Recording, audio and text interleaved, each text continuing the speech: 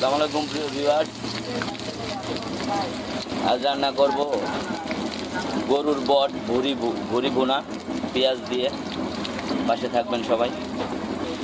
আমাকে ভালো করে প্রথমে পেঁয়াজটাকে ভেজে নিতে হবে।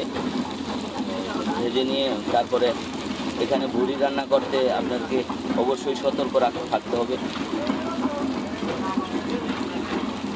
ঠিকমতো পরিমাণ মতো মশলা না দিলে স্বাদ ঠিক মতো আসবে না।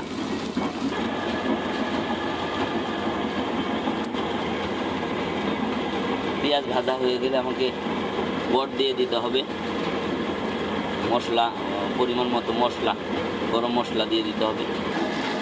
আপনাকে মশলা দিয়ে পানি দিয়ে দিতে হবে। তো মশলাটা একটু কষানোর আগে ভেজে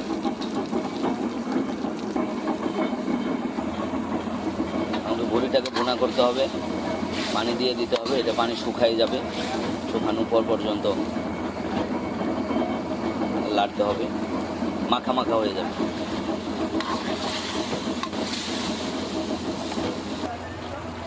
তারপর হয়ে যাবে আপনার পানি শুকানো হয়ে গেলে, কষানো হয়ে গেলে আপনি একবার পানি যখন কমে যাবে তখনই ঝটপট পরিবেশন করতে পারবেন এই ভুনা, মানে গরু মাংসের ভুনা, গরু বট ভুনা।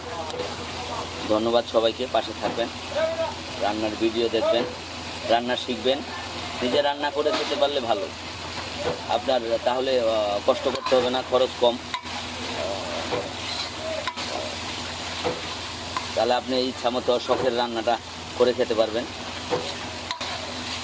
আপনি রান্না শিখবেন, আমি আশা করি আমার ভিডিও দেখে। ধন্যবাদ সবাইকে, ভালো থাকবেন। আসসালামু আলাইকুম।